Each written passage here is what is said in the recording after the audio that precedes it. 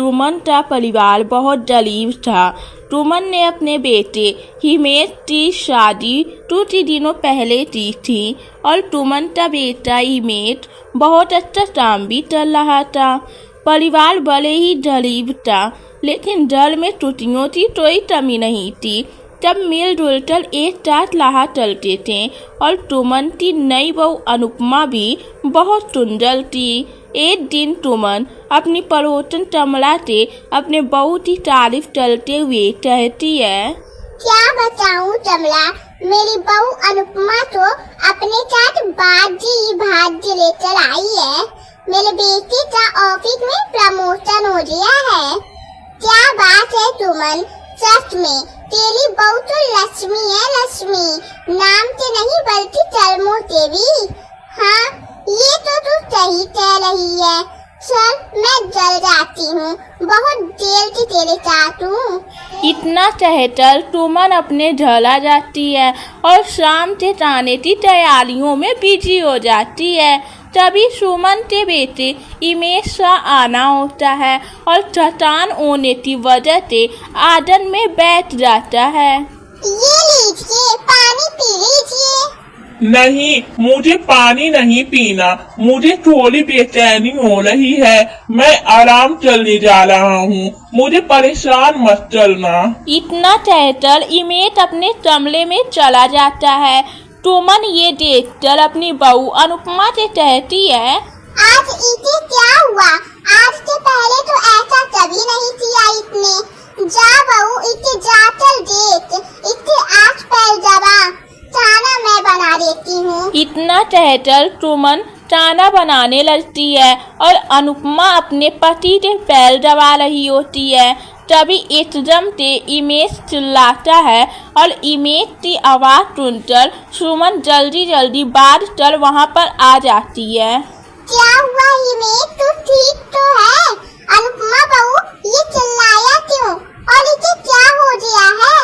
माँ प्लीज जल्दी से डॉक्टर को बुलाइए, इन्हें कुछ हो रहा है।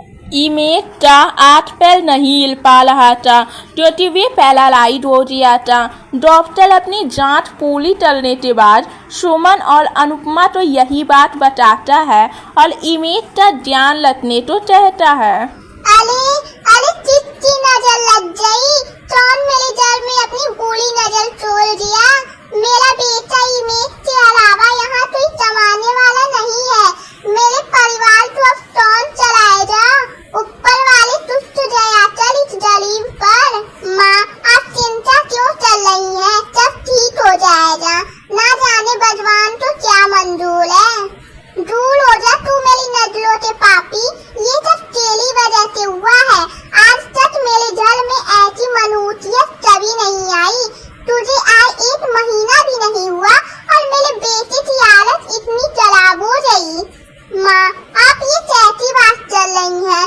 भला कोई औरत अपने पति के लिए इतनी बुरी कैसे हो सकती है? नहीं नहीं, तेरे पाँव पड़ने से ही मेरे घर में ये सब मुसीबत आई है। चली क्यों नहीं जाती यहाँ से?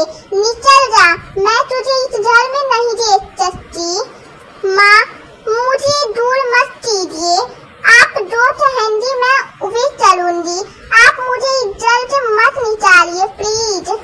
जैसे तेरा नाम है अनुपमा, वैसी तेरी आदतें नहीं है। मनहूस है तू, मनहूस। इतना बोलकर ट्रूमन वहाँ से चली जाती है। अनुपमा अपनी सासू माँ के मुँह से इतनी कड़वी बातें सुनकर वे बहुत परेशान हो जाती है, लेकिन इस बुरे समय में वे अपने पति का साथ नहीं छोड़ना चाहती थी। अब घर में हिमेश के बीमार पड़ने के बाद घर में कमाने वाला कोई नहीं था। उनके घर में अब खाने पीने के सभी सामान धीरे धीरे खत्म होने लगे थे। ये सब सोचकर अगली सुबह अनुपमा घर से निकल जाती है। अरे सुमन, कहाँ है तू? कहीं नजर नहीं आ रही है? सब ठीक है ना? तुझे तो पता है ना जाने किसकी बुरी नजर लग गई है। इतना प्यारा सा परिवार था मेरा, और अब देख क्या से क्या हो गया। तू हिम्मत रख, सब कुछ ठीक हो जाएगा। और तेरी बहू कहीं नजर नहीं आ रही है, कहाँ है वे?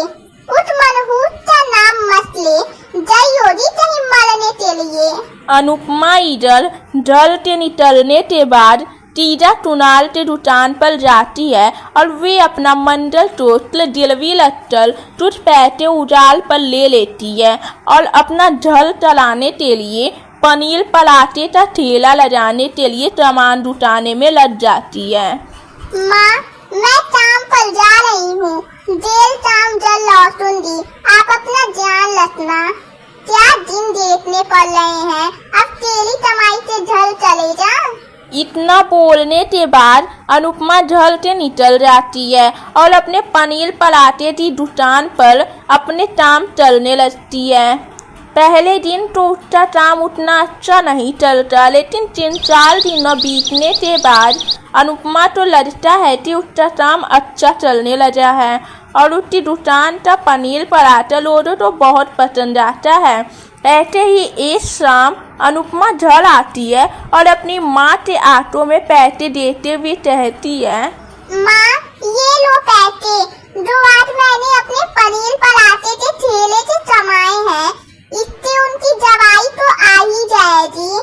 अगर आज मेरा बेटा बीमार ना होता तो आज मुझे चले इन पैसों की कोई जरूरत नहीं होती और चले जड़े का मंडल टूट समझ दिया। माँ, उसे तो मैंने दिल भी लगता हुआ है, तभी तो मैंने पनीर पराठे की दुकान खोली है और पनीर पराठे बनाना मैंने अपने पापा के ढाबे से सीखा है। मुझे तो तू और तेरा परिवार चोर लगते हैं और तूने अपने गले का मंडल टूट उतार कर अच्छा नहीं किया। वैसे भी मेरा बेटा ठीक नहीं है और तू इतना बड़ा अफसरुन करके आ गई। माँ, उनके ठीक होते ही मैं अपना मंडल टूट तोड़वा लूंगी। क्या बात है, सास बहू में क्या बात हो रही है, जरा मैं भी तो सुनूं। और बहू, तेरा क्या हाल है? आजकल तो तू बहुत फेमस हो रही है अपने पनीर पराठे की दुकान से। हाँ, कमला आंटी, जल चलाने के लिए कुछ ना कुछ तो चलना ही होगा ना। हाँ, क्यों नहीं, तूने तो सुमन के नाक में जम कर लटका हुआ है। वैसे भी तेरी वजह से तेरी सास कितनी परेशान रहती है। अनुपमा इतना सब कुछ सुनने के बाद भी अपनी सासू माँ और कमला आंटी को कोई जवाब नहीं देती। धीरे धीरे समय बीतता है और अनुपमा का दुकान पनीर पराठे के नाम से फेमस हो जाता है।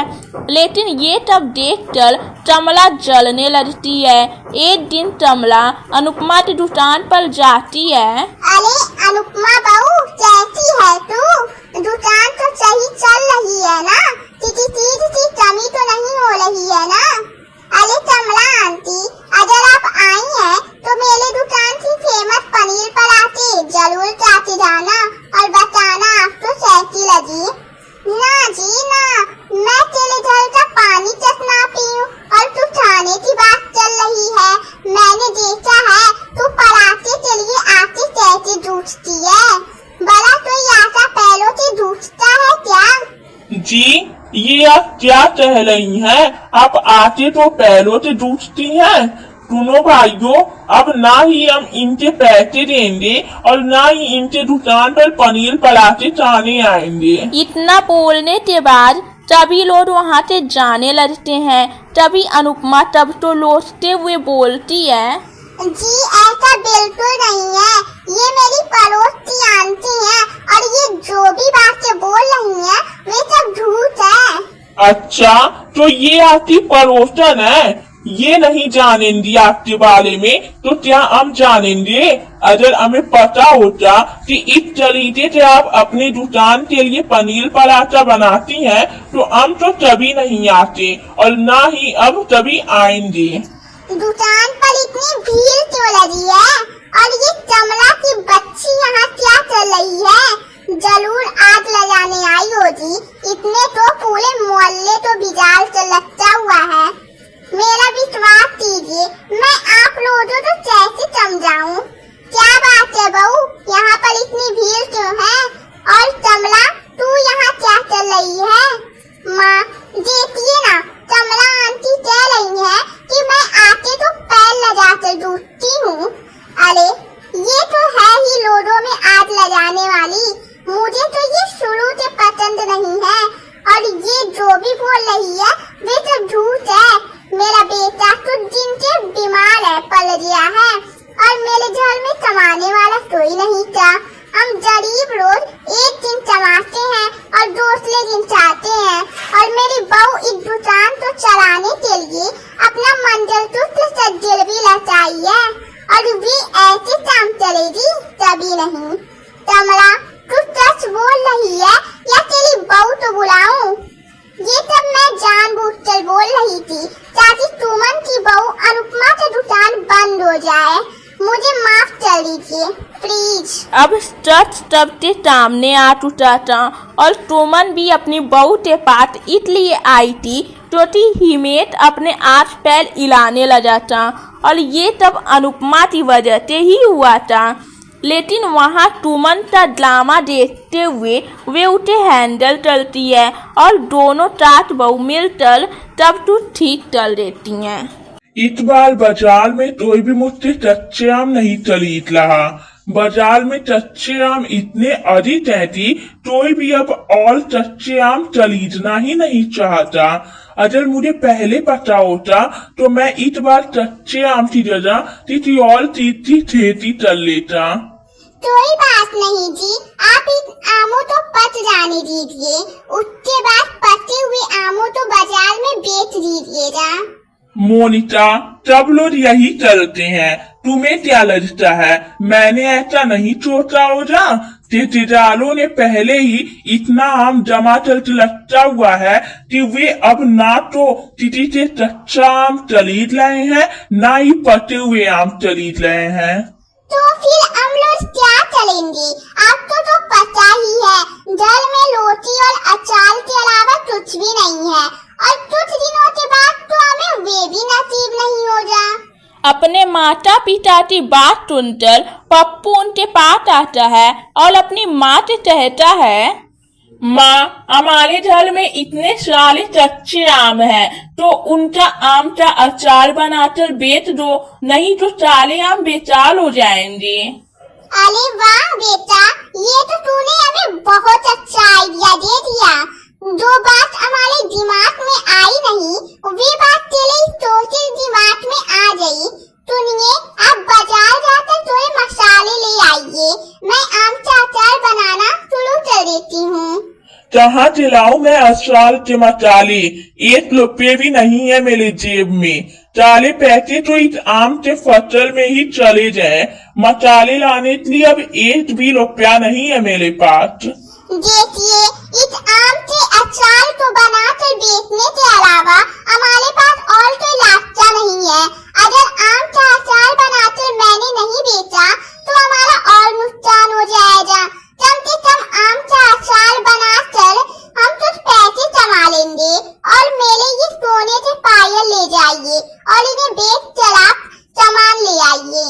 ये कैसी बात चल रही हो मोनिका? मैं तुम्हारे सोने के पायल नहीं बेच सकता। अच्छा, तो आप इन्हें बेचिए मत, सुनार के पास गिरवी रख दीजिए, पैसे आते ही इन्हें वापस ले आना। मोनिका के समझाने पर पवन उसकी बात मान जाता है और वे मोनिका के पायल को सुनार के पास गिरवी रखकर आम का अचार बनाने का बहुत अधिक मसाला ले आता है। उनके पास बहुत ही अधिक कच्चे आम थे जिसकी वजह से उनके अचार बनाने का चलता भी बहुत अधिक था।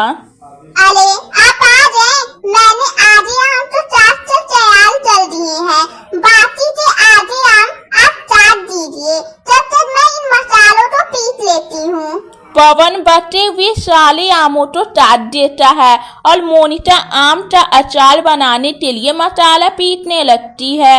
वे साले कटे हुए आमों में अचार का मसाला मिलाकर खूब अच्छे से नमक मिर्च लगाकर अचार तैयार कर लेती है और उन सभी को अचार के डिब्बों में भरकर कुछ दिनों के लिए धूप में रख देती है।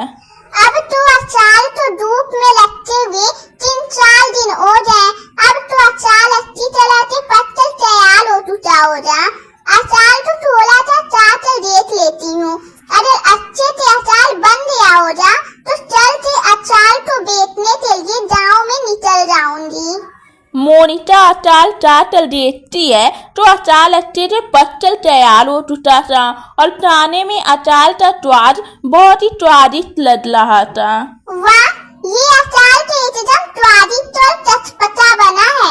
लोटो तो ये अचार खाकर मजा ही आ जाएगा। मोनिका और पवन मिलकर उन अचार को घर में पले डिब्बों में भर लेते हैं और अगले दिन मोनिका उन अचारों को गांव में बेचने के लिए निकल पड़ती है।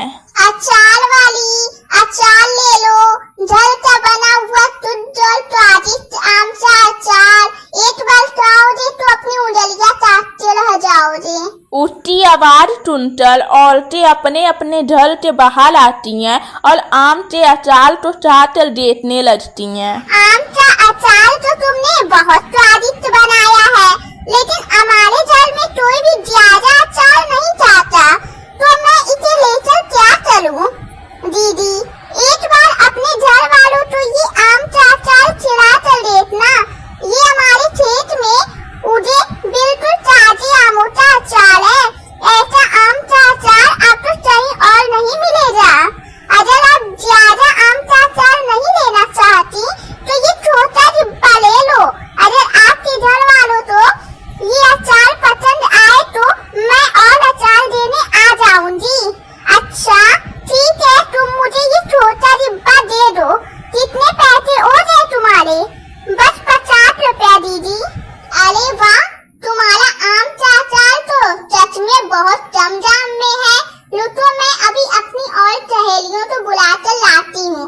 उन सभी को आम का अचार बहुत पसंद है। धीरे धीरे चलते वहाँ बहुत सारी औरतें जमा हो जाती हैं और धीरे धीरे मोनिका का सारा आम का अचार खत्म हो जाता है।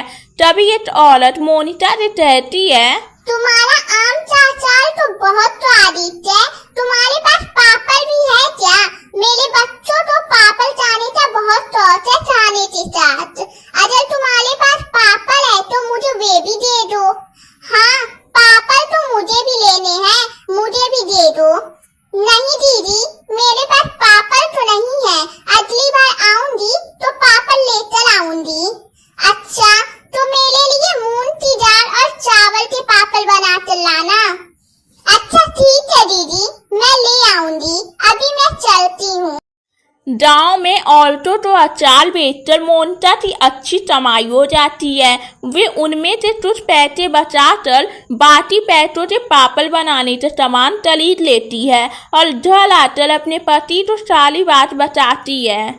अरे तुम्हारी इतनी अच्छी कमाई हुई है, वे तो ठीक है, लेकिन तुम पापड़ बनाने के लिए इतना सारा सामान लेकर आई।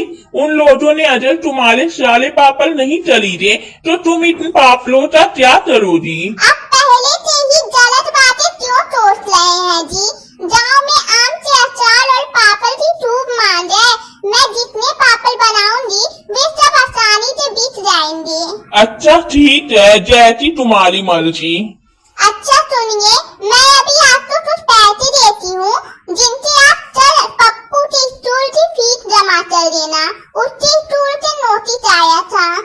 मोनिका अब साले सामानों से पापड़ बनाना शुरू करती है और कुछ दिनों बाद वे फिर से आम का अचार और पापड़ लेकर गांव में बेचने चली जाती है। पापड़ अचार वाली, पापड़ अचार ले लो। एक बार मेरे हाथों से बनी पापड़ और अचार खाओगे तो खाते ही रह जाओगे। आओ बहनों, आओ भाइयों, मेरे हाथों से बने अचार पापड़ ले लो। अच्छा हुआ तुम आ गई। मैं कितने दिनों से तुम्हारा इंतजार कर रही थी। पिछली बार जो तुम अचार देकर गई थी वे मेरे घर वालों को बहुत अच्छा लगा। इस बार तो मैं तुमसे पूरे 2 किलो अचार लूंगी। अरे इस बार तुम मेरे पापड़ लेकर आई या नहीं? लाई हूँ दीदी, मैं इस बार पापड़ भी लेकर आई हूँ। मूंग की दाल और चावल के बहुत ही स्वादिष्ट पापड़ बनाया है। मोनिका तभी औरतों को अचार और पापड़ बेचकर अच्छी कमाई कर लेती है। उसके बाद वे घर आ जाती है। तभी उसका पति पवन आता है और बोलता है, अरे मोनिका सुनो, क्या तुम्हारे पास आम का अचार और पापड़ बचा हुआ है? हाँ थोड़ा बहुत है। क्या हुआ, आप क्यों पूछ रहे हैं? मोनिका, अभी थोड़ी देर में मेरे मालिक आएंगे। वे तुम्हारे आम का अचार और पापड़ चाटल देखना चाहते हैं, क्योंकि उन्होंने तुम्हारे अचार और पापड़ की गांव में बहुत तारीफ सुनी है। उनका अचार का बिजनेस है। अगर उन्हें तुम्हारे हाथ का अचार और पापड़ पसंद आ गया तो वे तुम्हें अचार और पापड़ बनाने का काम दे सकते हैं। ये तो बहुत अच्छी बात है। कुछ देर बाद उसका मालिक वहां आ जाता है और मोनिका उन्हें आम का अचार और पापड़ खाने के लिए दे देती है। जिन्हें खाने के बाद वे कहता है, अरे वाह, ये तो बहुत ही स्वादिष्ट है। मैं इतने दिनों से इसी स्वाद का इंतजार कर रहा था। क्या तुम मेरी कंपनी में काम करोगी? मैं महीने का तुम्हें 50,000 रुपए दूंगा। ये सुनकर तो मोनिका बहुत खुश हो जाती है और वे हाँ बोल देती है। अगले दिन वे कंपनी में जाकर आम का अचार और पापड़ बनाने का काम चलने लगती है। कुछ ही महीनों में मोनिका का आम का अचार और पापड़ बहुत फेमस हो जाता है। दिखते उठते बहुत ही अच्छा पैसा मिलने लगता है और वे उन पैसों से अच्छा सा घर ले लेती है और अपने बच्चों का एडमिशन भी अच्छे स्कूल में चलवा देती है और पूरा परिवार छोटी छोटी रहने लगता है।